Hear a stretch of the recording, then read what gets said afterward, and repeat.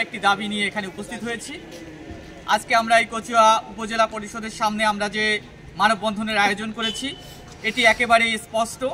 আপনারা জানেন বাংলাদেশে একটা সময় ছিল যখন আসলে সাংবাদিকদের বাক স্বাধীনতা বলে কিছু ছিল না, তাদের লেখনী শক্তিকে নিয়ন্ত্রণ করা হতো। এমন প্রেক্ষাপট থেকে যখন পরিবর্তনের সুর আমরা লক্ষ্য করেছি, সেই পরিবর্তনে যখন ছাত্র জনতার হাত থেকে বাংলাদেশের একটি অভ্যুত্থানের সৃষ্টি হয়েছে, এই অভ্যুত্থানের মাধ্যমে যখন দেশে আমরা গণতন্ত্রের প্রকৃত চর্চার কথা বলছি, ঠিক তখন আমাদের এই পত্রিকা বলেন আর সাংবাদিকরা বলেন না কেন, তাদের বাক স্বাধীনতাকে কেড়ে নেওয়ার জন্য একটি মহল সুপরিকল্পিতভাবে আমাদের যারা শাসক গোষ্ঠী বর্তমান রয়েছে তাদের ভিতরে বিভিন্ন ধরনের অপকৌশল করে আমাদের এই বাক স্বাধীনতাকে ভুলণ্ঠিত করার জন্য তারা অব্যাহতভাবে তাদের নীল নকশা বাস্তবায়ন করে যাচ্ছে।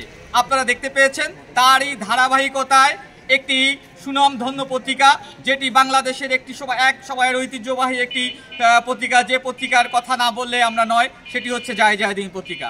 আমরা দেখতে পেয়েছি এই জায়ে জায়েদিন পত্রিকার ডিক্লারেশন ইতিমধ্যে আদালত কর্তৃক স্থগিত আদেশ দেওয়া হয়েছে। এখন বর্তমানে এই জায়ে জায়েদিন পত্রিকার যেহেতু ডিক্লারেশন আদালতের ঝুলে রয়েছে এবং আমরা যতদূর জেনেছি কাল বা 2-1-এর মধ্যেই এ বিষয়ে একটি রায় আদালত প্রদান করবে। তো আমার দাবি এবং আমাদের সাংবাদিকদের দাবি, অবশ্যই যেন গণতান্ত্রিক প্রক্রিয়ার প্রতি শ্রদ্ধা রেখে এবং সাংবাদিকদের বাক স্বাধীনতার প্রতি সুনাম এবং অক্ষুণ্ণ রেখে আমাদের এই জায়ে জায়েদিন পত্রিকার ডিক্লারেশন বাতিল না করে এই পত্রিকাকে অব্যাহত রেখে এবং এর প্রকাশ এবং প্রচারের যে মাধ্যমগুলো আছে এটি যাতে উন্মুক্ত রেখে, যদি আদালতের কোনো কিছু বিষয় থাকে এখানে, সেটি যেন অন্যভাবে ফয়সালা করা হয়।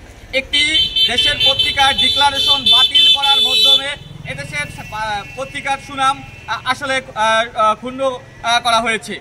এই পত্রিকার যে ডিক্লারেশন শুধু জায়ে জায়েদিন পত্রিকার কথাই আমি বলবো না, সমগ্র বাংলাদেশে যে ধরনের পত্রিকায় সাংবাদিকরা লেখনী শক্তি